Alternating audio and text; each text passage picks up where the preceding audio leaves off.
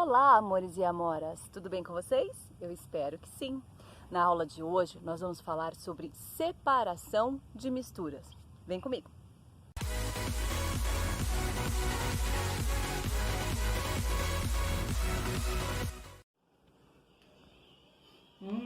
Ainda bem que o sol saiu hoje. Já coloquei a roupa na máquina de lavar. Depois de tomar o meu cafezinho e separar o feijão, eu vou aproveitar que a máquina já deve ter centrifugado a roupa e vou colocar ela no varal. Acho que o dia vai ser bem proveitoso hoje. Pois é, a gente já viu que mistura é quando nós juntamos duas ou mais substâncias, certo? E que nessa mistura a gente pode ter dois tipos, misturas homogênea e heterogênea. A mistura homogênea é aquela que a gente não consegue, apenas com a visualização, separar as suas substâncias. Agora, a mistura heterogênea é aquela que apenas com a visualização a gente consegue identificar dois ou mais substâncias. Lembram disso? Pois é, no nosso dia a dia, em muitas situações, a gente faz misturas e faz separação de misturas. Por exemplo, no cafezinho que eu tomei hoje de manhã. Para fazer o café, é preciso da água e o pó de café. Quando a gente junta as duas substâncias, a gente faz uma mistura. E depois, para tomar o café, a gente faz a separação do pó e a água. E como é que é feita essa separação? A separação do café é feita através de um processo chamado de filtração.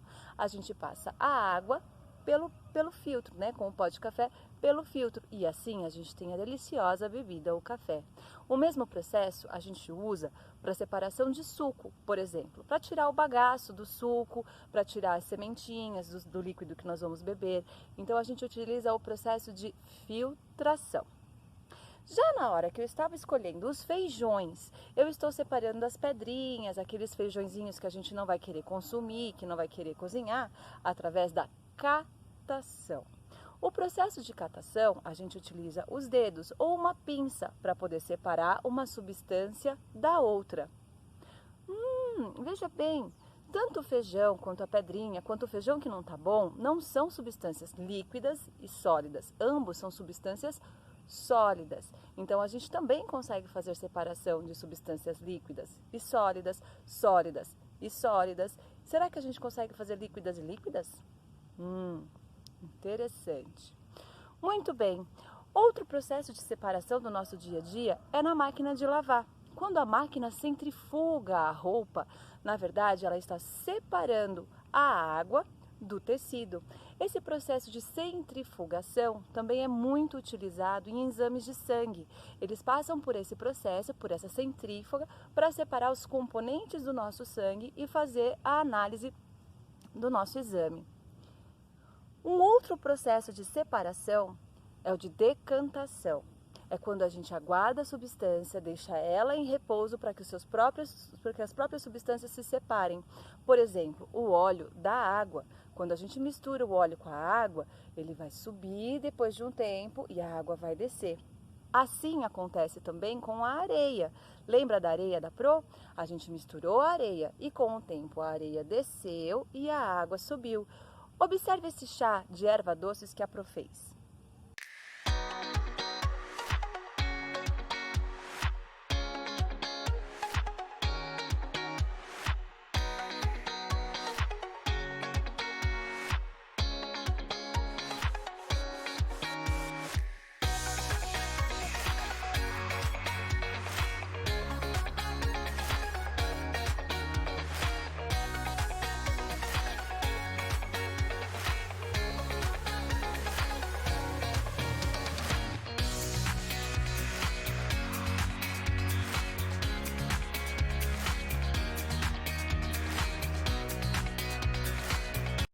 Depois de um tempo em repouso, a sementinha da erva doce desceu, deixando acima apenas o líquido para consumo.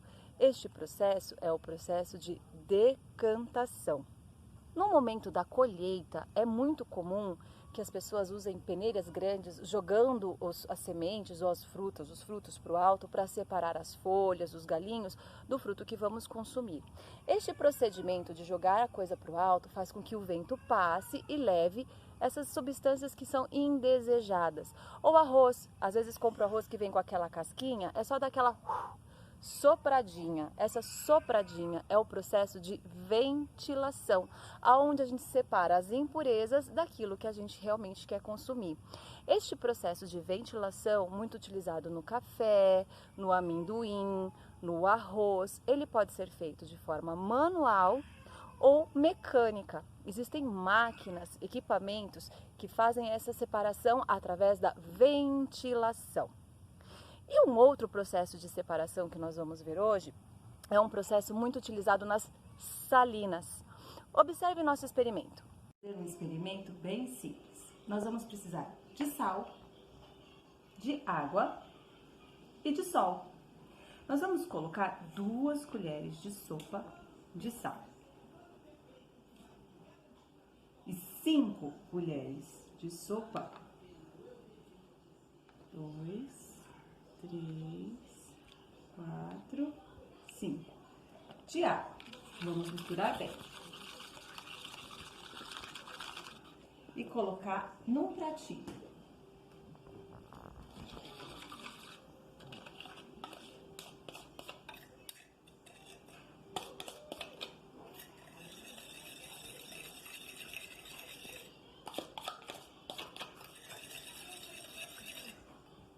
Nós vamos levar para o sol.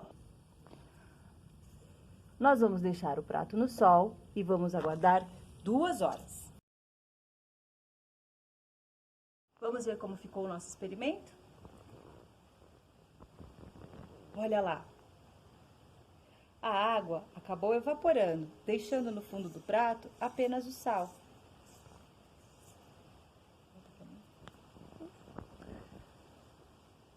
Esse processo de separação chama-se evaporação, aonde o nosso solvente, a nossa água, evapora, sobrando apenas a outra substância. Este processo, aonde a água foi embora e ficou apenas o sal no prato, chama-se evaporação. A água evaporou, deixando apenas a substância sólida no prato. Ele é muito comum, utilizado nas salinas. É assim que eles fazem, algumas salinas fazem para tirar a água do mar e aproveitar o sal que nós consumimos todos os dias na nossa casa. Então vamos relembrar?